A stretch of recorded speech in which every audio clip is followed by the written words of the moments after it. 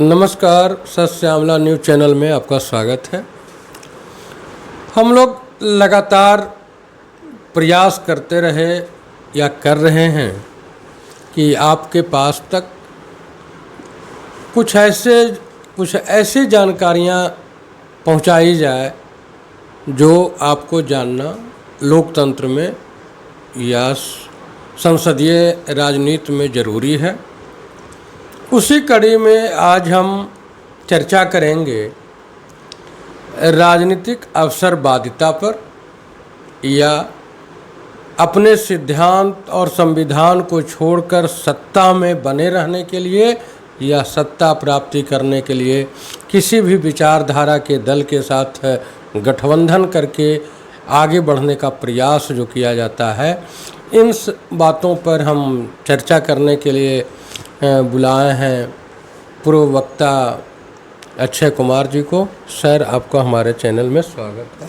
आप लोगों को भी हम अपनी ओर से और साथियों की ओर से बहुत बहुत धन्यवाद। सर, पार्टियां बनती है लोकतंत्र में या संसदीय राजनीति में, पार्टियां इसलिए ही बनती है कि सत्ता में पहुंचा जाए, या पहले लोग इसे जनता की आवाज़ बनने के लिए पार्टियां बनाते थे। उनका अपना सिद्धांत होता था, संविधान होता था।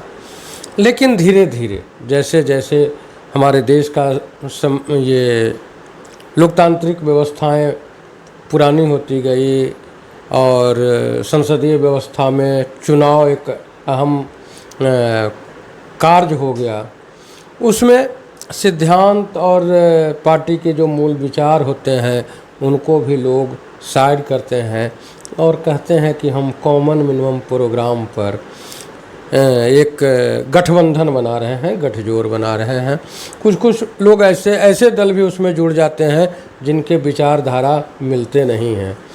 उसमें एक जहाँ तक हमने अनुभव किया है कि वैसा ही एक गठबंधन बना था इंदिरा गांधी के आपातकालीन स्थिति के बाद, जिसका नाम लोगों ने मजबूरन में जनता पार्टी रखा था। और वह जनता पार्टी बिना विचारधारा का एक महागठबंधन था। अब वो धीरे धीरे बाद में बिखरता चला गया। जितना जल्दी वो जुड़ा उससे ज़्यादा जल्दी वो बिखर गया। सर, यह जो घटना घटी जनता पार्टी बनने में या फिर जनता पार्टी से विखंडन हुआ, इस पर सर आप अपना क्या राय रखते हैं? ये बहुत महत्वपूर्ण, अभी तक जितनी भी हम लोग चर्चा किए उन राजनीतिक जो मसले पर जो हम निष्कर्ष पर पहुँचे, उसमें यह सवाल आपका बहुत ही महत्वपूर्ण ये मसला है, मुद्दा है। क्योंकि आज सबसे जो संकट है कि राजनीतिक विकल्प का, और आपके जो सवाल हैं कि राजनीतिक दलों की जो अपनी वैचारिक प्रतिबद्धता है, अपने उनके विधान हैं, उसकी तिलांजलि देते हुए समझौते होते हैं। और इसके कारण रोज़ वो जो समझौता है, गठबंधन, महागठबंधन, उनके नाम भी बदलते हैं, उनके सदस्यों में भी बदलाव होते रहता है। इसके कारण आखिर क्या है और उसका प्रभाव किस तरह से पड़ रहा है, उसमें चर्चा भी आपने एक उदाहरण के दृष्टांत के रूप में जो 74 के आंदोलन और उसके बाद जो एक राजनीतिक दल का गठन हुआ था, उसकी चर्चा आपने की है। हमको लगता है कि उससे पहले भी जैसे ही आप बात करेंगे तो आपके दर्शकों में कुछ तो दर्शक ज़रूर होंगे जिनकी यह चिंता होगी और वो सवाल खड़ा करेंगे कि ये जो श्यामल जी जो सवाल जनता दल के गठन, जनता पार्टी के गठन के दौर से ही क्यों शुरू करते हैं, ये प्रक्रिया तो पहले शुरू हो गई थी। और हम जब उसकी बात करते हैं, हम उसकी पृष्ठभूमि को थोड़ा और आगे ले जाते हैं कि हिंदुस्तान में जब चूँकि गैर कांग्रेसवाद, कांग्रेस की जो सरकार आज़ादी के बाद से लगातार राष्ट्रीय स्तर पर और राज्यों के स्तर पर जो कांग्रेस की सरकारें जब चल रही थी और उससे काम भी हुए, वह लोकतांत्रिक जो संकल्प थे संविधान के उस दिशा में काम हुए। लेकिन जब उन कामों के जो आयाम और उसके जो संकल्प थे वह संकल्प जब छूटते चले गए और विकास के जो लोकतंत्र मुखी जो दायित्व था, राजनीतिक दायित्व, उससे विलगाव शुरू होता है कि हम जो संवैधानिक संकल्प हैं उससे अलग और विकास की नई अवधारणा के तहत जब काम शुरू हुआ तो जनता के जो बुनियादी सवाल हैं, मसले हैं, वो छूटने लगे। तब कांग्रेस के विरोध में असंतोष आमजन के बीच में पैदा होता है और वह आप देखेंगे कि 70 से यह चीज़ें बिहार में तो पहले उसकी 67 में जब यहाँ संविद की सरकार बनी थी तो उसमें कांग्रेस विरोध का केवल उस समय कांग्रेस विरोध का की प्रक्रिया पूरे देश में शुरू हुई थी और उसी में एक सरकार बनी थी और उसमें लोग, हम दर्शकों को और आपके जो श्रोता हैं उनके इसीलिए चर्चा किए कि उनको के जेहन में ये बात आएगी कि उस समय तो यहाँ बिहार की जो सरकार बनी थी उसमें बीजेपी और वाम दल के लोग भी मंत्रिमंडल के गठन में साथ थे। लेकिन अब जब वह गठबंधन जो बना था और वह जो सरकार थी उनके अपने भी तर्क हैं। यह सैद्धांतिक तौर पर इसको हमको नोट करना चाहिए और इसको समझने की ज़रूरत है कि वह क्यों बना था और उसके क्या परिणाम हुए। उसके जो परिणाम हुए वह किस विचारधारा के लोगों को अधिक शक्ति मिलती है और यह स्थिति तब बनती है और पैदा होती है जब लोगों को, जो दूसरे लोग हैं, जैसे जब वामपंथी लोगों से आप बात करेंगे, उनके संगठन जो उस सरकार में जो संविद की सरकार बनी थी उसमें जब बताएंगे, उनसे जब सवाल करेंगे जैसे, तो वह प्रायः कहते हैं कि उस सरकार के नेतृत्व में जो बिहार में विकास का काम हुआ वह सब ऐतिहासिक काम रहा है और वह उंगली पर गिनाएंगे। हमको वह दिन, हम विद्यार्थी थे, हमको वह याद भी है कि जैसे बिहार में बिजली, गांव के अंदर बिजली का विस्तार, उस समय जब चूँकि मंत्री थे चंद्रशेखर बाबू, सीपीआई के बड़े नेता और बहुत ओजस्वी प्रभावकारी वह जननेता थे। वह संघर्ष की परिणति ही है कि उनकी मृत्यु हुई थी, पुलिस लाठीचार्ज हुआ था और उसमें उनकी चोट लगी थी। उसके कारण वह तुरंत नहीं, लेकिन उस चोट के कारण जो उनकी बीमारी हुई और उसमें वो मरे। तो वह बिजली और सिंचाई मंत्री थे। हमको वह याद है, एक मीटिंग हमारे गांव में, हम रहते थे गांव के बगल में, उनकी एक जनसभा थी। वह जब निकलते थे, अकाल का समय था, वो बिहार में सबसे, और एक महत्वपूर्ण, अभी जब आपसे बात कर रहे हैं तो जो सबसे बड़ा अकाल पड़ा वह वही समय था जब वो मंत्री थे। वह जो सोन नहर की, जो दक्षिण बिहार में जो सोन नहर, एक ही सोन नहर, वो व्यवस्थित 2 सोन बड़ी नहर थी सोन के उस पार भोजपुर के इलाके में, आरा भोजपुर सासाराम के इलाके में, और एक बड़ी नहर इस इलाके में जहानाबाद गया उस समय का कहिए कि गया ज़िले में। तो वह जो बराज है वहाँ, इंद्रपुरी बराज, वहाँ वो गए थे। पानी की किल्लत हो रही थी, किसान आवाज़ उठा रहे थे, उसको देखने वो गए थे। वह चीज़ें जब, चूँकि उस समय भी अभियंता उनको कर रहे थे, हम लोग सर रात दिन पेट्रोलिंग कर रहे हैं, और टेल तक जो छोटी बड़ी नहरें, बड़ी नहर से तो सीधे सिंचाई होती नहीं है, उसके जो सिस्टर जो ऑर्गेनाइज, उससे जो छोटी छोटी नहरें निकलती हैं उनसे सिंचाई पटवन की व्यवस्था होती है, जो आज अब देखिएगा कि उसकी अब ज़रूरत शायद लगती है कि नहीं है। इस इलाके का तो देख रहे हैं, जो जहानाबाद अरवल के इलाके में जो बड़ी नहर है उसको आप जा कर के देखिए, नौबतपुर विक्रम तक पटना से जाते हुए, जिसमें उस समय हम लोग जब व्यस्त तो हो ही गए थे, तो लेकिन हमारा घर और हमारे जो रिश्तेदार थे, जब हम वहाँ जाते थे जो बड़ी नहर के किनारे वो सब गांव, तो रात में आवाज़ आती थी भोंपू का आवाज़ बड़ा सुनने को आता था। हम पूछे कि ये क्या बजता है।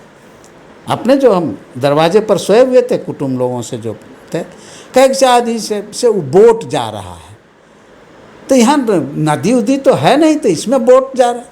तो जो नहर है ना, उसमें पहले यातायात का साधन के रूप में जो किसान थे और उनको बाज़ार में उनके जो उत्पाद चावल, मुख्य रूप से वो चावल का इलाका था, दाऊदनगर से होते हुए अरवल होते हुए वो नहर जो आती है, अभी भी उसके सारे ये ढांचे विद्यमान हैं। तो हम ये बात कर रहे हैं कलेर के आसपास की। तो कलेर जो के पास जो गांव है, एक गांव है बेलसार, हम वहाँ की घटना कर रहे हैं कि वहाँ हमको लोग बताया कि हमको अब जो लख कहते हैं, पानियों को रोक करके वहाँ कैसे बोट का संचालन होता था, वो लोग बताए हमको, चूँकि देखे हुए थे लख, और कहे कि वहाँ किस तरह से हम लोगों का चावल उस पर लोड होता है और तब फिर वह जब खुलता है किस तरह से लख की जो पूरी बनावट है, संरचना है, वो हमको समझाए। और तब फिर जा कर के हम लोग देखे तो किसानों के उत्पाद में कि किस तरह से धान के फसल की गारंटी थी और वह बहुत अधिक पैदावार भी ज़्यादा होता था, और उनके याद जो माल ढोने के जो साधन थे वो नहर था। आज तो उनका अब अस्तित्व भी, अब देखिएगा तो हम जब ये बात कर रहे हैं तो वर्तमान जो नौजवान हैं उनको लगेगा कि कौन सी बात कर रहे हैं, 21 साल की बात ही, बड़ी पुरानी बात कर रहे हैं। अब तो चूँकि उसकी कल्पना भी नहीं ना कर सकते कि अच्छा इसमें बोट भी इसी नहर में चलता था, और लोगों के जो किसान थे अगल बगल के, उनका चावल भी दानापुर के बाज़ार में हो और या उस पार छपरा जो डोरीगंज जिसको कहते हैं, अब कितना पुल बन गया है और क्या होता है, चूँकि उस पार चावल का जो बाज़ार था वहाँ ज़्यादा कीमत मिलता था, तो सीधे दाऊदनगर से ऊपर तक के किसानों के चावल का बाज़ार बड़ा दानापुर से होते हुए उस पार डोरीगंज तक वो लोग ले जाते थे। वो चीज़ें अब इतिहास की घटना, अब तो ये बात भी नहीं कोई करता। उस इलाके के भी जो अब किसान हैं वो उनकी चिंता का विषय नहीं। लेकिन हम केवल कह रहे हैं कि आपके जो सवाल हैं, उस समय जो सिंचाई मंत्री थे वो अपने से गए और यहाँ से नीचे तक जो टेल जिसको कहते हैं, जहाँ अंतिम जो छोटे छोटे कैनालों का जहाँ सिंचाई होता था, वो उसी क्रम में निकले थे। उसी की एक मीटिंग थी पालीगंज, हमारे गांव से कुछ दूरी पर। हम तो लोग तो गया जिला में थे, लेकिन पटना जिला का वो बाज़ार है नज़दीक में, पालीगंज में मीटिंग थी। और जब वह बोल रहे थे और किसानों के उस समय इस तरह के जो अभी बड़े नेताओं का पंडाल लगता है और ये सब कुछ नहीं, वहाँ जो कम्युनिस्ट पार्टी उनकी जो थी वह कमज़ोर थी, वो पंडाल नहीं बनाने की स्थिति में थी। वो माइक भी अच्छा नहीं रखा था, और माइक जब वो बोल रहे थे, हमको याद है बचपन का कि वो माइक को हटा दिया, कहे कि छोड़ो, हम 5,000 और 10,000 लोगों को मुंह से ही बोल करके हम संबोधित करते हैं, क्योंकि उनका जो ओजस्वी भाषण और जो मजबूती थी अंदर से। और वह कैसे वो किए, आपको एक सिंचाई का हम कर रहे हैं। उसी तरह से बिजली का जो विस्तार, वो बिजली मंत्री भी थे हमारे गांव में भी, हमारे यहाँ इसलिए ये याद है, ये खिस्सा कहानी और उनके जीवनी पढ़ करके नहीं, और उन पार्टी के जो अभी के जो लोग हैं जो उनको बेच करके जो अपने अस्तित्व की लड़ाई की बात करते हैं, हम यह कर रहे हैं कि उनके, हम जब गांव में थे और वो नहीं हमारे गांव में आए थे, गया का जो कार्यपालिक माने जो एग्जीक्यूटिव इंजीनियर था वह आया था एसडीओ को लेकर के, और कहा कि देखिए आप लोग ऊपर में कंप्लेन मत कीजिए, जो कहना है हमको कहिए, जो दिक्कत है। और हम लोग जैसे ही किसानों का आवेदन आता है, हम लोग कोशिश करते हैं कि 8 से 10 दिन के अंदर आपके खंभे गड़ जाएंगे, बिजली के तार ये होंगे, और वह चीज़ें याद है पूरे आपको। आपका नवादा, जहानाबाद, अरवल, गया में इस ऐतिहासिक काम को कि यह बिजली के खंभे और बिजली का जो प्रसार प्रचार हुआ था वह उसी काल का वह है जब सुखाड़ का बिहार में ये झेल रहा था, और वह मंत्री थे कम्युनिस्ट पार्टी के थे। उसी तरह से उसी में एक मंत्री थे इंद्रदीप सिंह नाम के एक व्यक्ति जो राजस्व मंत्री थे, और राजस्व मंत्री थे उस समय जब वह मंत्रिमंडल जब काम कर रहा था, उसी मंत्रिमंडल के दौर में वहाँ आपको यह भी आश्चर्य होगा कि टाटा की जमींदारी कायम थी उस समय तक। जब वह संबित की सरकार चल रही थी, यह चर्चा राजनीतिक जो खेल है उसमें अब नहीं हो रही है कि उस काल में आज़ादी के आंदोलन के इतने समय बाद भी टाटा की जमींदारी कायम थी। अब जब हम टाटा की जमींदारी की बात कहते हैं, तब आप देखेंगे कि टाटा के जो शहरी क्षेत्र थे उसमें पूरी जो प्रशासकीय व्यवस्था थी, उसमें टैक्स लगाना, टैक्स की वसूली करना, वो सारे दायित्व टाटा के जो एडमिनिस्ट्रेटिव जो फ्रेमवर्क, जो उसकी संरचना थी, उसके अधीन था। सरकार, बिहार की सरकार के राजस्व वसूली उसके अधीन में नहीं आता था। हम लोगों को यह याद है कि जब इंद्रदीप सिंह वहाँ गए, और यह परंपरा थी कि जो लोग भी मंत्री संतरी जाते थे तो वह टाटा का जो गेस्ट हाउस है उसके गेस्ट होते थे। जब यह गए और कहे कि इनका था दौरा था कि हम टाटा की जो जमींदारी अभी भी इतने दिनों के इस देश के आज़ादी के बाद बिहार में अभी टाटा की जमींदारी की व्यवस्था कायम है, इसको हम देखने और समझने आए। और इसलिए हम टाटा के जो गेस्ट हाउस है उसमें हम रात्रि विश्राम नहीं करेंगे, वहाँ हम नहीं ठहरेंगे। राज्य का जो गेस्ट हाउस है हम उसमें ठहरेंगे। वहीं ठहरे, वहीं स्थिति आई और वह आते हैं, उसके अध्ययन और रिपोर्ट करते हैं। अभी विधानसभा में वह सब ऐतिहासिक काम है कि वह टाटा के जमींदारी उन्मूलन का प्रस्ताव रखते हैं, वह स्वीकृत होता है, और तब आप देखते हैं कि वह संबित की सरकार गिरती है। संबित की सरकार जब गिरती है तो यह राजनीतिक विमर्श का विषय नहीं बनता है, यह राजनीतिक चिंता का विषय नहीं बनता है। कितनी चीज़ें हो रही थी सिंचाई के संदर्भ में, बिजली के विस्तार के संदर्भ में, बिहार की जो राजस्व वसूली और उसकी जो व्यवस्था के संदर्भ में, ये सब जो गुणात्मक प्रभावकारी राजनीतिक काम हो रहे थे, उसके एवज में क्या हुआ कि जैसे ही इंद्रदीप सिंह ने टाटा के खिलाफ, उस समय आर.एस. पांडे नाम का एक व्यक्ति हुआ करता था, टाटा का एक बड़ा जो बिहार का इंचार्ज था, वह पटना में बैठता है और संबित की सरकार को कहा कि इंद्रदीप सिंह, आप जो हम टाटा के ये गेस्ट हाउस में नहीं रहे हैं, उसकी कीमत इस सरकार को चुकानी पड़ेगी। और वह बैठता है और 3 दिन के अंदर सरकार गिर जाती है। अब राजनीतिक विशेषज्ञ और विश्लेषक इसकी चर्चा करेंगे, लेकिन यह यथार्थ है कि जैसे ही वह राजनीति करते थे हुई, जिसका लाभ आमजन को मिला, लेकिन सरकार गिर जाती है। और उसी में आप देखेंगे कि 48 घंटे के लिए नए मुख्यमंत्री भी बनते हैं, और बहुत सारे लोग जो मंत्री बने हैं, नाना तरह के जो मंत्री बने, जो सरकार गिरी और नई सरकार बनती है, हम अब उसमें नहीं जाते हैं। आप उसको जब देखेंगे, इसकी चर्चा हम इसलिए किए कि इन बातों को बगैर समझे हुए आज जो राजनीतिक दलों की स्थिति है और उनके अंदर जो राजनीतिक अवसरवाद की जो मनोवृत्तियाँ विकसित हुई हैं, उसकी पृष्ठभूमि क्या है। क्योंकि वहाँ सरकार गिरती है, बदलती है, और उससे को लेकर के जिनकी सरकार गिरती और है, उन दलों के लोग भी, उस दल के लोग भी अब आप उनकी चिंता कीजिए वहाँ। तब हम कह रहे हैं कि वह राजनीतिक समझौता किस तरह से अपने सिद्धांत और संकल्प की जो बात की थी कि अपने राजनीतिक जो दल हैं उसके सिद्धांत से समझौता करते हैं सत्ता में काबिज होने के लिए। और तब बीजेपी और कम्युनिस्ट लोग भी एक साथ मंत्रिमंडल में रहते हैं, लेकिन मंत्रिमंडल में रहने के बाद भी उनके जो संकल्प थे सिद्धांत के, उसके कारण ये सब बड़ा प्रभावकारी काम हुआ जनपक्ष। इसके बाद जो प्रक्रियाएं बिहार में शुरू होती हैं उसको देखिए आप कि उसके बाद पूरी चीज़ें लेफ्ट, राइट और मध्यम मार्गी जो राजनीतिक दल को जब आप देखेंगे, बांट करके देखेंगे, तो वह चीज़ें किस तरह से घाल मेल की क्रिया शुरू हो जाती है।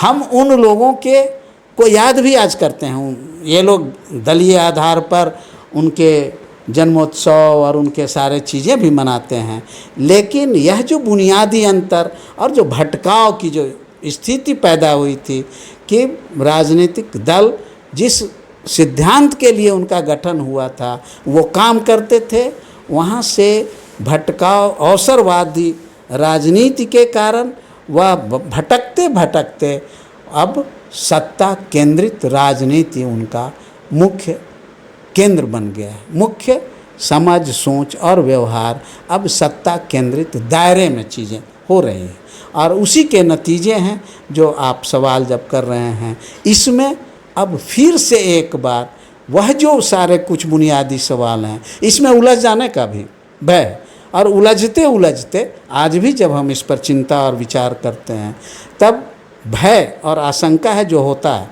कि अच्छा था वो तो जो संविधान की सरकार बिहार में बनी थी उसमें बीजेपी और लेफ्ट के लोग भी साथ थे, और बीजेपी बहुत विश्लेषण करने वाले लोगों की जब बात आप करिएगा, अच्छा बीजेपी का जो सोशल एंट्री हुआ, जो सामाजिक मान्यताएं मिली राजनीतिक क्षेत्र में, वह उसका तो एंट्री पॉइंट वही है। उसके पहले तो इस तरह से आम जनों के बीच में बीजेपी की राजनीतिक सामाजिक मान्यता नहीं थी, इसलिए कम्युनिस्टों ने वह किया का दोष है।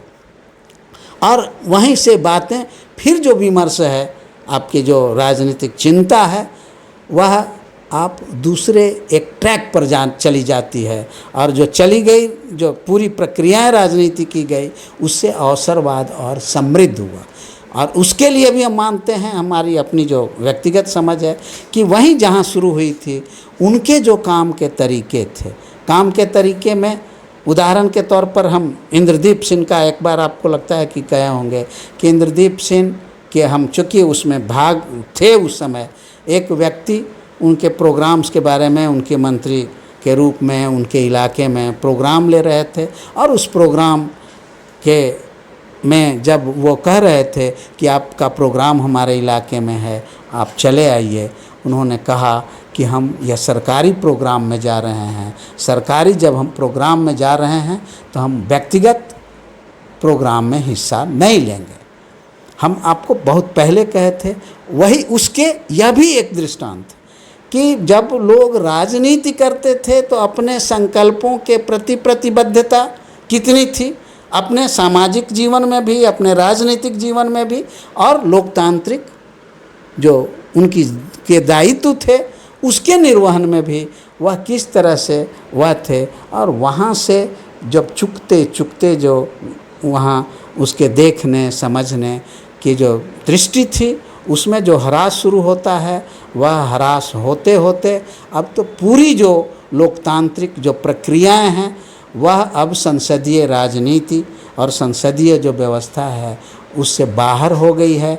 अब वहाँ उसका क्षरण नहीं हुआ है, वह अभी की जो संसदीय व्यवस्था है उसमें लोकतांत्रिक मूल्य के जो संवैधानिक संकल्प थे, अब उसकी कहीं गुंजाइश हमारे जैसे आदमी को नहीं दिखता है। और इसमें अब इस बात को फिर एक बार कैसे सामाजिक राजनीतिक विमर्श का मुद्दा बनाया जाए, या शोध का कैसे विषय बनाया जाए, जो बुद्धिजीवी हैं उनकी चिंता का यह प्रसंग कैसे बने, हमको लगता है कि यही चुनौती है। सर, राजनीतिक अवसरवादिता ये क्या है? बहुत से लोग जो नए नए राजनीति में आए हैं, शायद उन्हें इसकी ज्ञान भी न हो, और ज्ञान नहीं कह सकते क्योंकि लोग बहुत ज्ञानी हैं, समझ की बात कह सकते हैं। आज जो दल या जो नेता अपने मातृदल में होते हैं, राजनीति जहाँ से शुरू करते हैं और वहाँ से कुछ आगे बढ़ने के बाद वो उनको दिखता है कि नहीं, अब यहाँ मेरा हम अम्बेडकरवादी हैं या लोहियावादी हैं, दक्षिणपंथी हैं, लेकिन अब इन दलों में रह करके मेरा कुछ नहीं होगा, हम कर्पूरीवादी अगर हो जाए तो मेरा कुछ हो सकता है, और रातों रात सर उनकी जो राजनीतिक सिद्धांत है, राजनीतिक सोच है, वो बदल जाती है और वो दूसरे दलों में चले जाते हैं। और दलों में जाने के बाद जब उनसे लोग पूछता है, कल तक तो आप भाजपा के हिंदुत्व के पोषक थे, आज आप अचानक से कम्युनिस्ट के पोषक हो गए, या कल तक आप कम्युनिस्ट में थे, आज आप कांग्रेस के हो गए। तो वो इस राजनीतिक अवसरवादिता को यह करके प्रश्न को समाप्त कर देना चाहते हैं कि यह समय की मांग है। सर, क्या समय की मांग, राजनीतिक अवसरवादिता दोनों बराबर? और सीधे सीधे आपके जो सवाल हैं कि राजनीतिक अवसरवादिता और समय की मांग दोनों में समानता नहीं है। वह राजनीतिक धोखा है, या जो भी यह बात बोलते हैं कि राजनीतिक अवसरवाद और समय की मांग, यह आम जन को धोखा देने की वह उनके आचरण को दिखलाता है।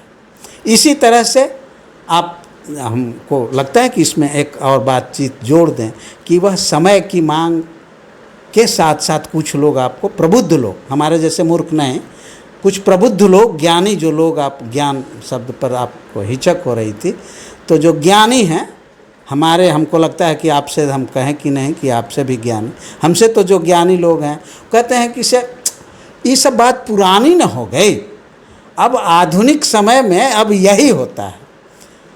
हम पहले भी आपको कहे हैं कि इस तरह के जो ज्ञानी पाखंडी धूर्त, जो लोगों का वर्चस्व राजनीति में आया है, इसके कारण ये राजनीतिक अवसरवाद, समय की मांग और पुरानी और नई बात का वितंडा खड़ा करता है, और वितंडा खड़ा करके आम जन को भ्रमित करता है। यह भ्रमोत्पादक मनोवृत्ति और प्रवृत्ति है राजनीतिक। इस बात को आप बुद्धिजीवियों से पूछिए कि इस पर कहीं कोई शोध होता है कि राजनीतिक अवसरवाद कैसे, कब विकसित होता है, उसके क्या कारण रहे हैं, और आमजन के जो बुनियादी सवाल हैं उससे उनका सरोकार और वास्ता में विलगाव कैसे होता है। तो ये बुद्धिजीवी विश्वविद्यालयों के अंदर, विश्वविद्यालय के बाहर, विद्यालयों के अंदर, विद्यालय से बाहर जो लोग काम करते हैं, तो हम कह रहे हैं कि राजनीतिक दल, जनप्रतिनिधि, बुद्धिजीवी, अब प्रशासक को क्या कहिएगा। प्रशासक बेचारा जो है, प्रशासक तो नौकरशाही का की व्यवस्था है। आ नौकरशाही का मतलब नौकरशाह, आ नौकरशाह, ये जो घपले शुरू हुए, राजनीतिक अवसरवाद, पुरानी बातें और समय की मांग, इस घपलेबाजी के अंदर नौकरशाही की व्यवस्था व्यवस्थित हुई है। और नौकरशाही के बारे में आपको बहुत पहले हम कहते कि पंडित नेहरू जिस दिन देश आज़ाद हुआ था, उस दिन जब लोग चिंता कर रहे थे कि कल से क्या होगा, इस देश की व्यवस्था कैसे चलेगी, यह तो पूरी व्यवस्था अंग्रेज़ों की है। और पंडित नेहरू हंस रहे थे, लोग उनसे पूछे, पटेल वगैरह सारे लोग थे, कहे कि से आप पंडित जी हंसते हैं। वो कहते हैं कि से नौकर का कोई अपना चरित्र नहीं होता है, वह मालिक का आदमी होता है। कल से जैसे ही सरकार का गठन होगा, वह सारे जो नौकरशाही के जो तंत्र हैं वह हमको स्वीकार कर लेगा। तो ये जो हम इतनी बात हम इसलिए कहे कि फिर ये सब जो घपलाबाज है, राजनीतिक घपलेबाजी जो करता है और कर रहा है, संसदीय चुनाव को घपलेबाजी का अड्डा बना दिया कि वो पूरी तरह से वहाँ अब कोई राजनीतिक बात मत कीजिए। हमसे अगर कहिएगा तो अब ये आप एगो शब्द पहले बोल दिए थे कि न्यूनतम साझा कार्यक्रम की बात करने वाले, आपको तो हम जारी किए हैं, आप थे उस प्रोग्राम में। हम बताइएगा कि कौन लेफ्ट ने का ये एजेंडा बना। कभी लेफ्ट जितने जो लेफ्ट हैं इस गठबंधन महागठबंधन में, कम से कम 3 तो हैं जिनकी ताकत है, पहचान आज भी बिहार में है।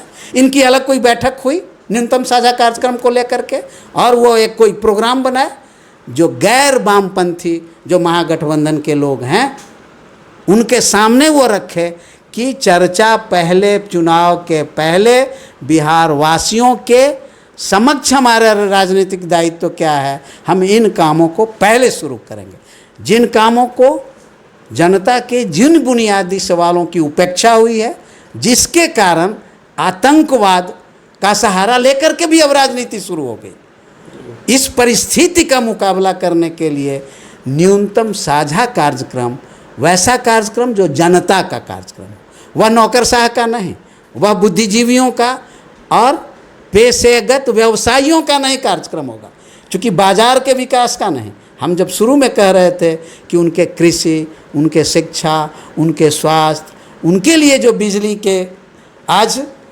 स्मार्ट मीटर के प्रसार का कार्यक्रम नहीं है जनता का कार्यक्रम, बिजली को भी व्यवसाय बना दिया और व्यवसायिक घराना खड़ा कर दिया, बिजली बेचने वाला और बिजली का उपभोक्ता, और उपभोक्ता को मजबूर कर रहा है, चाहे आप किराया पर रहिए, चाहे आप मकान मालिक रहिए शहरों के अंदर या गांव के अंदर, वह उसके अपने रेट हैं और उस बीच में बिचौलिया खड़ा किया। इन सारे सवालों को लेकर के, समाधान को लेकर के कोई न्यूनतम साझा कार्यक्रम की बात किसी ने नहीं की और नहीं करेगा, क्योंकि अब मामला आगे बढ़ गया। अब महागठबंधन की रोज़ बैठक होती है बड़ी बड़ी और बहुत उत्साहवर्धक, और मीडिया आपका जो तंत्र है आप भी उसमें होंगे, आप भी उसमें लगे होंगे कि उनके समाचार को दिखाते होंगे कि आज इनका ये सम्मेलन, इनका वह सम्मेलन, और यह प्रभावकारी हो रहा है, किसमें लोगों का की भागीदारी कम हुई, किसमें ज़्यादा हुई। ये सारे जो सवाल हैं चुनाव के, यही महत्वपूर्ण मसला और मुद्दा बना हुआ है किसी भी स्तर पर। ये सवाल कि न्यूनतम साझा कार्यक्रम अब बनाओ, और न्यूनतम साझा कार्यक्रम की जैसी ही बात शुरू हो जाएगी वैसे ही यह जो राजनीतिक अवसरवाद है इस पर की परतें खुलने लगेगी। इसके लिए कोई अलग से दिन समय नहीं बनता है और कोई व्यक्ति को अवतरित होने की ज़रूरत नहीं है। बहुत सामान्य चीज़ है कि हम जनता के बुनियादी सवालों को कम से कम, न्यूनतम, मिनिमम क्या कर सकते हैं। जैसे हम सरकार में आएंगे तब हम मिनिमम कौन से काम करेंगे। हम आपको अपनी बता रहे हैं एक दुख पीड़ा कि हम 2.5 साल से कैंसर के रोगी हैं। हमको थोड़ा सा बिहार सरकार से भी सहयोग मिला और हमारे बच्चे इलाज करवाते हैं। जब बच्चे मैं कह रहा हूँ तब वहाँ मैं इस तरह का असंवेदनशील नागरिक नहीं हूँ कि मैं कहूँ उनका बेटा तो हमको ये करवाता है, देख लीजिए, या तो हमारा बेटा ऐसा है वैसा है। हमको यह संवेदित रहते हैं कि वह अपने ज़रूरतों को ही काटता होगा और हम पर खर्च करता है। इसलिए इसकी राज्य की व्यवस्था है और राज्य इतना धन इस पर खर्च कर रहा है। अब उस पर अभी नहीं जाएंगे क्योंकि आपका समय नहीं है। राज्य का, केंद्र की सरकार हो या राज्य की सरकार, लूट मचाए हुए, धूम मचा हुआ कैंसर के इलाज के नाम पर। हमें उससे कितना लाभ मिला है, लिए दौड़ धूप करके। हमारी स्थिति है 1 पैसा हमको आमदनी नहीं है। और तब जब हम लिए हैं, हम अब चाहते थे कि 2.5 साल हो गया, फिर अभी हमको जब इलाज में गए, सारे रिपोर्ट्स ठीक हैं हमारे, फिर जो हमारा विशेषज्ञ है कहता है कि सुनिए ना, से 1 साल और आपका चिकित्सीय जो काम है, यह प्रक्रिया है, इसको जारी रखिए, आपके स्वास्थ्य के लिए यह है। हमको लगा कि यह फिर जो दुकानदारी है कि जो उसके दवा हैं 1 साल, उसके बीच बीच में हर 3 महीना पर जब जांच करवाता है, भारी खर्च होता है। दवा भी महंगी, जांच भी महंगी, और इन सब चीज़ों के लिए अब तो फिर हमको चुपचाप बच्चों के हमारे बच्चे करते हैं, कर रहे हैं, लेकिन हमारे जैसा जो संवेदनशील आदमी है, ये राज्य और यह सारे खर्च किस काम का है भाई। तब हम अपने से बच्चों के इच्छा के विरुद्ध, वो लोग कह रहा था कि मत काहे के लिए आप जाइएगा, बूढ़ा आदमी हैं, आप ऐसे ही परेशान हो जाइएगा, लेकिन आप तो सुनिएगा नहीं। हम कहें कि थोड़ा सा अपना जो हमारा सरकार है, अपनी व्यवस्था है, उसको थोड़ा सा देखने दो ना भाई, इतना काहे तुम लोग ये करते हो। अरे भाई हम चले गए एम्स में परसों, आपको बताते हैं। एम्स में जब हम गए तो एम्स में जाने के पहले हमारा जो जिस बच्चे के साथ हम रहते हैं वो कहा हमको कि आप ऐसे ही जा रहे हैं से वहाँ डॉक्टर का अपॉइंटमेंट ना पहले लेना पड़ता है, तो हमको तो मोबाइलो फ्रेंडली नहीं है, तो हमको कैसे लेंगे। तो हम उसी को कहे कि थोड़ा सा अपॉइंटमेंट ले लो ना डॉक्टर की। हम अब पर्ची आपको दिखावें और दर्शकों के, आपके श्रोता को, हम उसके पर्ची वह हमको निकाल, वह रजिस्ट्रेशन डॉक्टर का अपॉइंटमेंट ले लिया, उसका पर्ची प्रिंट आउट करवा करके और हमको दे दिया। हम ले करके गए वहाँ, जो मेला हम देखे और जिस तरह से हमको धकेल करके बाहर कर दिया, वह वहाँ बेचारे अनएम्प्लॉयड कुछ बच्चे हैं जो क्या करते हैं, अब उनका हम नाम नहीं जानते हैं, वो OTP देता है। वहाँ 4-5 बच्चों का उस मैदान में बाहर, उसके जो मुख्य भवन है बाहर भीड़ लगी हुई है। हमारे आपके जैसे नौजवान बूढ़ा लोग उसको घेरे हुए हैं और कई जगहों पर वह क्या मांगता है, क्या जैसे वह मांगता है अपना आपको, कौन है, क्या चाहिए, आधार कार्ड नहीं तो दीजिए, आयुष्मान कार्ड दीजिए। उसके आधार पर वह उसको प्रोसेस करता है और तब कहता है कि OTP आपका आग चला गया, OTP चला गया, OTP देख लीजिए। और OTP जिसको आ गया वो जाता है, फिर लाइन लगता है। हम देखे, हमको तो मोबाइल नहीं है। हम जो इतनी बात कह रहे हैं कि हमको एक दिन देखे थे दशरथ मांझी का जो गांव है ना गया में, दशरथ मांझी को जानते हैं ना, जिसको बेचता है ना ये लोग, हमारे जो प्रगतिशील जो भाग्य का निर्माता है, वो कौन कितना बेच देगा, कौन पटिया वाला। वहाँ उनके एगो अस्पताल बनाए हुए हैं और उसमें आप ही के तरह एगो राजीव रंजन है, वो चला गया था एक दिन, तो उसको माहौल क्या है दिखाता है। तो उसमें वो गया, बहुत बढ़िया भवन उवन बना है, जैसे एम्स वाला बना हुआ है। वहाँ एम्स का जो है सो के ही नाम पर हम गए थे कि यहाँ जो प्राइवेट वाला डॉक्टर हमको फंसा के और 1 साल खर्च करवाना चाहता है, तो नहीं हम अपना अस्पतालवा में जाएं और अपने डॉक्टर से राय ले लें। एम्स में वो तो सही ना कहेगा कि हमको ज़रूरत अब है इलाज का, दवाई का कि नहीं है। ये गला हम गए थे बाबू, और वहाँ जब गए तो हमारे पास मोबाइल नहीं, हमारे पास है, यानी नंबर वहीं लगाना होता है। OTP देता है पहले, तब लाइन में लगिए, और लाइन में लगिएगा तब धूप में खड़ा लोग था, सैकड़ों लोग, और तब वो गडवा खोलता है, और तब अंदर जाइएगा तो काउंटर पर वह फिर फुर होते रहता है 15 गो ये पर पर्ची बनते रहता है। हाँ, वहीं आपको पुस्तिका मिलेगी। तो हम कह रहे हैं कि हमको धकेल के बाहर कर न दिया, हम मामूली नहीं हुआ, आपके तरह को पढ़ल आदमियों हमको मिल गया। कहा कि आप तो अजब आदमी हैं, मोबाइलों नहीं रखते हैं। आए भाई, हमर अस्पताल, हमर सब पैसा, और हम तो देखते आए हैं PMCH की भीड़, IGI। अब सुनते हैं कि वहाँ भी OTP होता है। अब दिखावे में OTP मोबाइल है। दशरथो मांझी वाला अस्पतालवा में वो राजीव रंजन यही कह रहा था, जब पूछा कि कितने रोगी आते हैं, कितनों का निबंधन होता है, कहा कि देखिए ना, से निबंधन के लिए मोबाइल से नंबर लगाना ज़रूरी होता है, और यहाँ गरीब लोग हैं, गरीब के पास मोबाइल नहीं है, तब उन लोगों का तो इलाज नहीं होता। उनके बीच में, उनके मोहल्ला में ये इतना सुंदर अस्पताल बड़ा है, तब तो ये नहीं होता होगा उन लोगों का। तो ना लोग आते हैं तो दवाई दे देते हैं। तो वहाँ छोटा है, कोई आदमी नहीं है, वो तो बेचारा वहाँ जो स्टाफ है वो तो आदमी के लिए तरसता है कि कोई आ जाए। यहाँ तो हमको धकेल के बाहर ना कर दिया जी। अब हम वहाँ से फिर लौट आए, हमको एडमिशने नहीं हुआ। और जो डॉक्टर से अपॉइंटमेंट हम लिए थे वो दिखावे ला रख ले हैं, अगर कहिएगा तो हम अभी रख ले हैं घर में, उसको लिखेंगे कि हमारे जैसे आदमी को, वो तो बेचारा वो मुसहर जाति के टोला में बना हुआ था, मुसहरे को एडमिशन नहीं होता है, ऐसे ही दवाई कुछ दे देता है उसके अस्पतालवा वाला। हमको तो हमारे जैसा आदमी को दवाइयों नहीं दिया। दवाई का कैसे, वो तो हम वहाँ पहुँचे ही नहीं ना।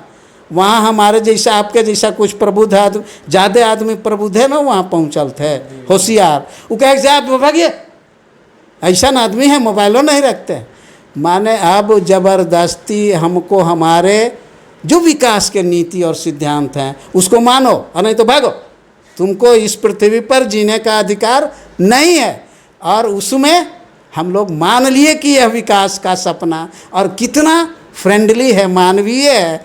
एक से पूछिएगा कि चाहे वो वामपंथी हो, दक्षिणपंथी हो, मध्यम वर्गीय हो, एगो जो पार्टी का नेता, अब उसके नीति की बात मत हम करेंगे, वो कहाँ इसको आवेगा इस जन्म में।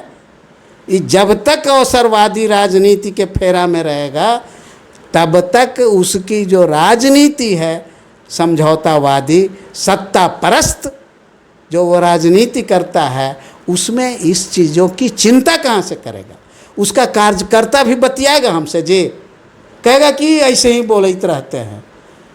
अरे भाई तो ऐसे ही हम तो बोलते रहते हैं ना, तो तोरो पीछे हमारा टाइम नहीं है। हाँ, श्यामल जी आ गए तो उनके पास ये दुख सुनाने के लिए है समय, लेकिन ये जो डोलल चलता है, जो भ्रमित करता है लोगों को कि हम हूँ अमुक पार्टी के नेता हैं, अरे तुम तो यार अपने डोलनदास है, तुम्हारा अपना क्या अस्तित्व है जी।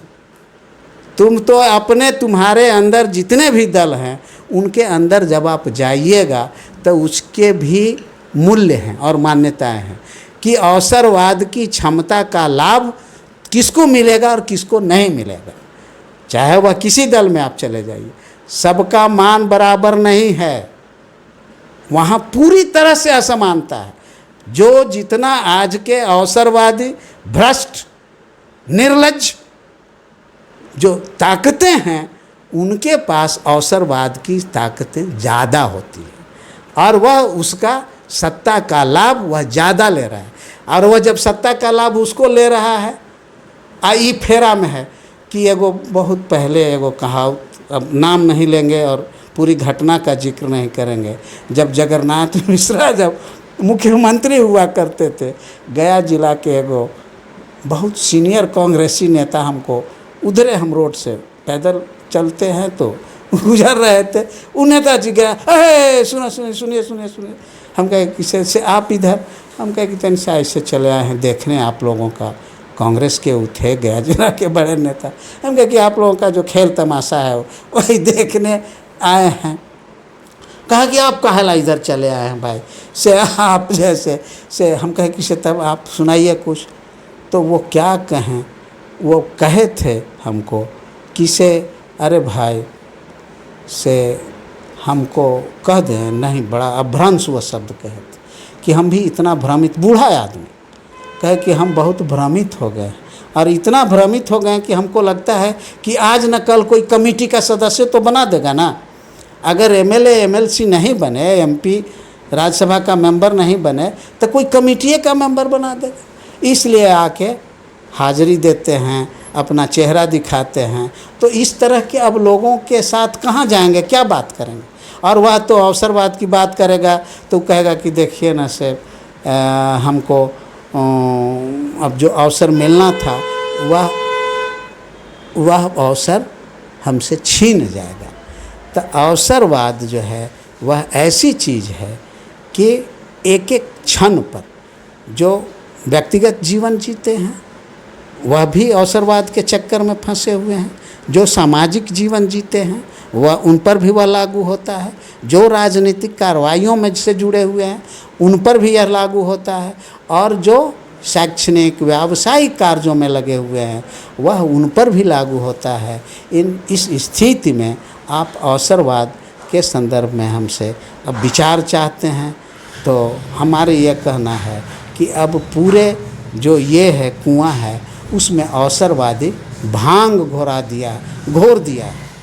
घोरने की राजनीति चली आज़ादी 80 के बाद से, या 80 के पहले 70 में ही कहिए, 70 से जो राजनीतिक कुआं है उसमें अवसरवादी भांग जो है वो घोर दिया और सारे लोग उस घोर भांग के नशे में, अवसरवादी में हम लोग घूम रहे हैं। अब उनको बताना कि आप ये अवसरवादी जो नशा है, जब तक यह नशा आप पर से नहीं उतरेगा, इसका बोध आपको नहीं होगा, तब तक अब एक तर्क संगत विकास की जो रूपरेखा है वह आपके सामने स्पष्ट नहीं हो। सर, राजनीतिक अवसरवादिता तो यह चरम पर है कि एक व्यक्ति राजनीतिक शुरुआत निर्दलीय करते हैं, वह जनप्रतिनिधि भी बन जाते हैं, उसके बाद वह तुरंत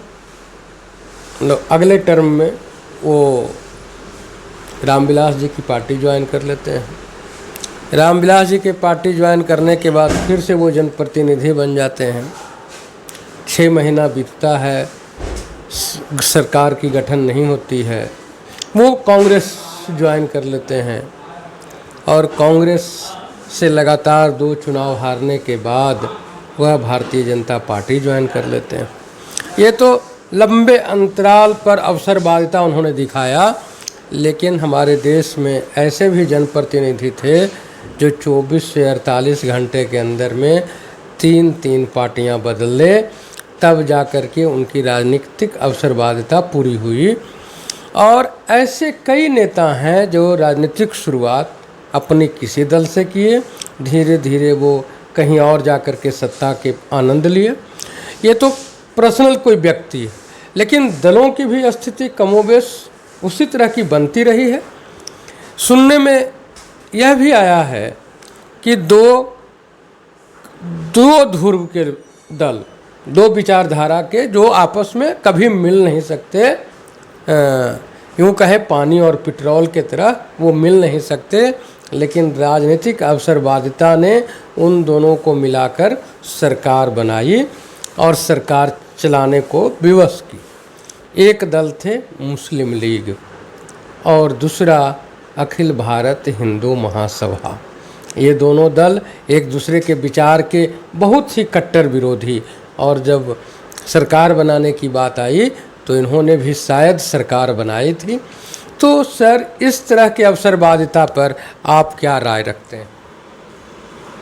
हमारी जो राय है श्यामल जी बहुत स्पष्ट है कि हम बताएं कि अवसरवादिता आज के दिन में व्यक्ति का स्वाभाविक जो है सो आचरण बन गया है। अवसरवादी जब राजनीतिक अवसरवादी हमारा जब स्वाभाविक आचरण बन गया है, तब ये सब जो बात आप कह रहे हैं बड़ी बड़ी कहानी है। हमको यह लगता है जब हम आपको बता रहे थे अपनी पीड़ा कि उनके पास साथ जाने में अपने संस्कार को गिर जाने का भय लगता है। अब तो उनकी बात भी करने में जब आप कह रहे हैं तो उनकी चर्चा हमको लगता है कि आप कुछ दृष्टांत दे रहे थे। हम आपको कहेंगे कि तब महाराष्ट्र में देख लीजिए शिवसेना का पहले का और शिवसेना के आज का, इस तरह से एक पर एक आपको संगठित तौर पर और असंगठित तौर पर व्यक्तियों का आप जो गिना रहे थे कि उनके चर्चा में अब ऊर्जा अपने, जब हम बोल रहे हैं तो हमारी कुछ ऊर्जा भी तो खर्च हो रहा है ना, तो अपने ऊर्जा को व्यय करना, खर्च करना, अपने समय को बर्बाद करना भी अब लगता है कि यह चीज़ें अब इजाज़त हमारे जैसे आदमी को कहता है कि से नहीं देती है। और इजाज़त इसलिए नहीं देती है कि इन चीज़ों के जो यथार्थ हैं, कि जो वास्तविकता है, हम उस पर चर्चा ज़्यादा करें कि यह स्थिति एकाएक कि उसके लिए कोई खास एक व्यक्ति दोषी नहीं है, यह पूरी एक व्यवस्था है। वह व्यवस्था अवसरवाद के जो आचरण है उसको प्रभावकारी बनाने की स्थिति पैदा किया है।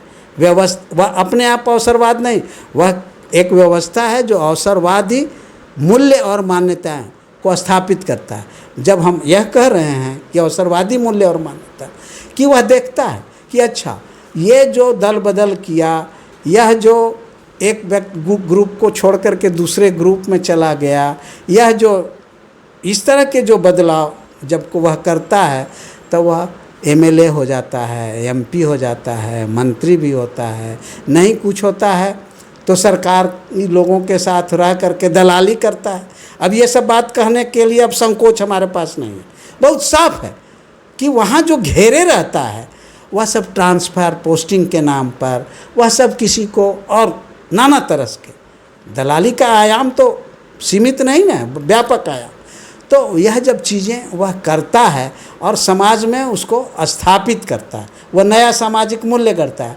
आप ही ऐसे ही रह गए, जैसे आप अगर संचार माध्यम में हैं तो आपको भी लोग कहेगा कि हाँ जी इतना दिन से आप कर रहे हैं, से कुछ हुआ से आप ऐसे ही। हमको तो लोग कहता है कि अच्छा जी ऐसे ही रोड पर घूमते ही रह गए, इतना दिनों से इनको देख रहे हैं, घूमते ही रह गए। और बहुत को देखे कि इतना महाल, इतनी गाड़ी, इतना सब कुछ हो गया और ये ऐसे ही रह गए। तो यह और उसको प्रमोट करता है, उसको प्रोत्साहित करता है। वह जो मूल्य है कि किस तरह से घपलेबाजी करके, गलत काम करके हम अपने जो भौतिकवादी समृद्धि है दिखावे वाली, उसकी का वह प्रचार करता है, उसके पक्ष में माहौल बनाता है। और जो हमारे आपके तरह के जो लोग हैं उनकी आलोचना करता है कि वो जीवन में कुछ नहीं किए। बाल बच्चों से, आपके परिवार में भी के लोगों को कहेगा कि कुछ कर लेती जीवन में, ये ऐसे हैं, ये लइकने के आउ खर्चा करते हैं। जो लइकन भी बेचारा कुछ कमाता है ना, उसी का और इन पर खर्च होता है। तो ये जो स्थितियाँ बनी है, हम इसके कारण कहते हैं। और हम लिखने में प्रायः आपको दो शब्द का उपयोग करते हैं, वर्णन और विश्लेषण। अभी क्या है, बुद्धिजीवी, पत्रकार, माने सारे जो लोग हैं वह वर्णनात्मक चीज़ों पर आश्रित है। वह जितनी भी बात करेगा, वह कार्ल मार्क्स की जयंती भी मनाएगा और लेनिन के ना, तो वह वर्णनात्मक बात बोलता है। वह पॉलो फ्रेरे की भी बात करेगा ना, तो वह वर्णनात्मक बात करता है।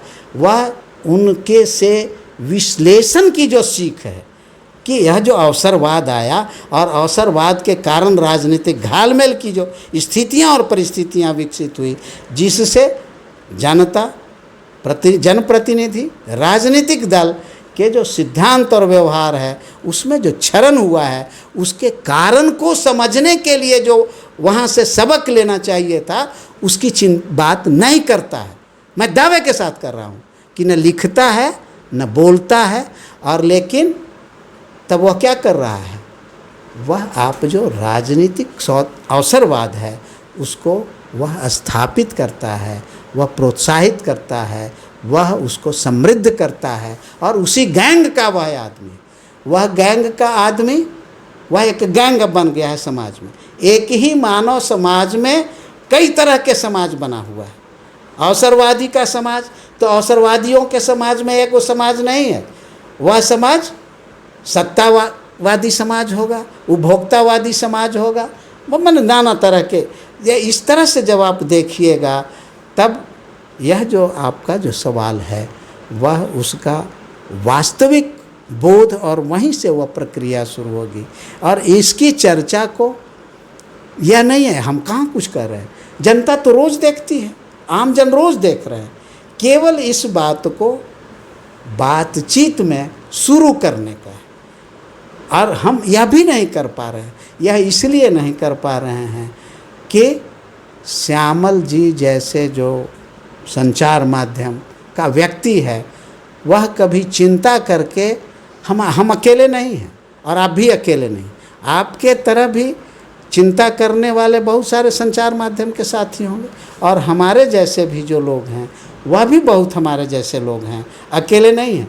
आप जैसे ही आप बुझिएगा कि हम अकेले, हम ही एगो बात करते हैं, यह भी अवसरवाद का प्रभाव और लक्षण। तो इन लोगों को चाहिए कि इस प्रक्रिया को, उसके जो दबाव हैं, उसका जो भय क्रिएट करता है, अवसरवादी बहुत काम करता है।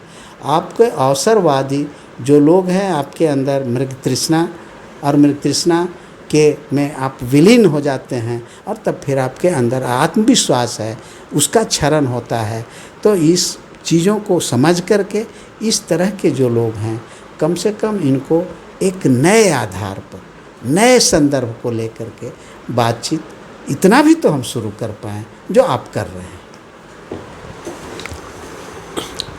राजनीतिक अवसरवादिता तो इतना बढ़ गया है कि जितना जनता सोचती भी नहीं है। हमारे राज्य के यानी कि बिहार के एक जाने माने सांसद, जो वो पहली बार सांसद बने और उस समय से लेकर मरणोपरांत तो नहीं कहें, मरने की अवस्था तक वो कि सभी जो प्रधानमंत्री बने लगभग सभी में वो मंत्री रहे हैं। एक सांसद ऐसे भी थे कि अटल बिहारी वाजपेयी की सरकार को अपने वोट से गिरा देते हैं और दोबारा फिर जब अटल बिहारी की सरकार बनती है तो उसमें वह मंत्री पद पर सुशोभित होते हैं। वह भी ऐसे कारनामे अवसरबाजिता में होती रही है, नाम बताने की आवश्यकता नहीं है। अटल बिहारी वाजपेयी की जो सरकार, तीनों सरकार को जिन्होंने देखा होगा, 13 दिन, 13 महीने और 5 साल, नाम उनको अनायास ही याद आ जाएगा कि ऐसे कौन व्यक्ति थे जो अटल की सरकार एक वोट से गिराए, फिर अटल की सरकार में 5 साल मंत्री भी रहे। तो आज हम अवसरवादिता पर इतनी ही चर्चा करेंगे, आगे इसके लिए फिर हम चर्चा करेंगे। सर, आपने जो राजनीतिक अवसरवादिता पर अपनी बातें रखी, इसके लिए आपको धन्यवाद। आप सबको भी बहुत बहुत धन्यवाद। सस्य श्यामला के दर्शकों से आग्रह है कि आप हमारे मुद्दों पर कमेंट करें, शेयर करें, लाइक करें। इस चैनल में जो भी समाचार प्रसारित किए जाते हैं वह न किसी के विद्वेष भाव से किए जाते हैं, न किन्हीं के प्रचार के लिए किए जाते हैं और न किन्हीं के दबाव में किया जाता है, न कोई पेड न्यूज़ होता है। तो आप अपने अच्छे समाचार जानने के लिए, आप अपने राजनीतिक हित को जानने के लिए या अन्य समाचार को जानने के लिए सस्य श्यामला न्यूज़ चैनल से जुड़े रहें। धन्यवाद।